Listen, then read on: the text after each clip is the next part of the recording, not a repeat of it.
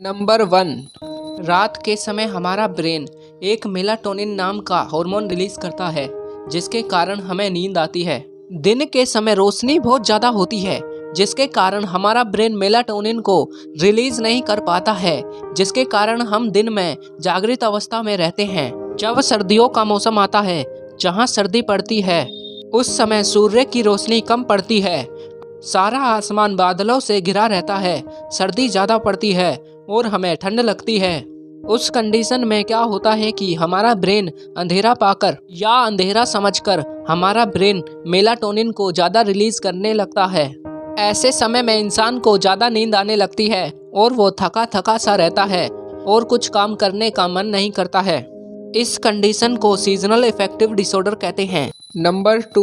Growth hormone की वजह से हमारी हाइट बढ़ती है। क्या होता है कि जब हम किशोरावस्था में होते हैं तो हमारी हड्डियों के पीछे एपिफिजियल प्लेट होती है, जिस पर ग्रोथ हार्मोन आकर काम करता है और ये हड्डियां लगातार बढ़ती रहती हैं। देखिए, जब किशोरावस्था में बहुत ज्यादा ग्रोथ हार्मोन बढ़ने लगता है तो ये व्यक्ति के शरीर में हड्डियों की ग्रोथ को ओवरसाइज कर देता है, जिस कंडीशन को जाइगेंटिज्म कहते हैं। इसमें व्यक्ति की हाइट 8 फीट तक हो जाती है।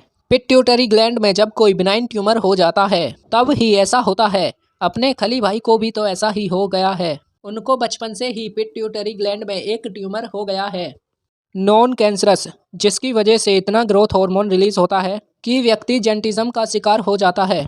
अगर किसी व्यक्ति में अडल्ट होने के बाद बहुत ज़्यादा ग्रोथ हार्मोन रिलीज होने लगता है तो व्यक्ति को एक्रोमेगैली हो जाता है। हाइट तो बढ़ नहीं सकती, जितनी हाइट बड़ी है उसी में बड़े बड़े हाथ पैर हो जाते हैं। ठुड्डी एकदम नुकीली हो जाती है, शरीर का एक एक हिस्सा बड़ा और नुकीला हो जाता है, जैसे बिल्कुल मॉन्स्टर की तरह। ऐसे व्यक्ति को आगे चलकर बहुत सी समस्याओं का सामना करना पड़ता है। डायबिटीज़ तो होता ही होता है और आगे चलकर पिट्यूटरी ग्लैंड भी फेल हो जाता है। नंबर 3। जोड़ों में दर्द होना और सूजन हो जाना, जिससे चलने फिरने में बहुत ज़्यादा दिक्कत होती है, या फिर जोड़ों का फ्यूज होकर एक हो जाना अर्थराइटिस कहलाता है। ये कई प्रकार का हो सकता है। एक वो उम्र बढ़ने पर हड्डियों के जोड़ आपस में घिस जाते हैं, जिसमें बहुत ज़्यादा यूज हो जाने के कारण से दर्द होता है, और एक वो जिसमें बॉडी का इम्यून सिस्टम बहुत ज़्यादा केमिकल रिलीज करके जोड़ों में सूजन पैदा कर देता है, जो बहुत ज़्यादा खतरनाक हो सकता है, क्योंकि ये ज़्यादातर ऑटो इम्यून डिजीज के कारण से हो सकता है, जिसमें शरीर का खुद का इम्यून सिस्टम अपने आप को बर्बाद कर देता है।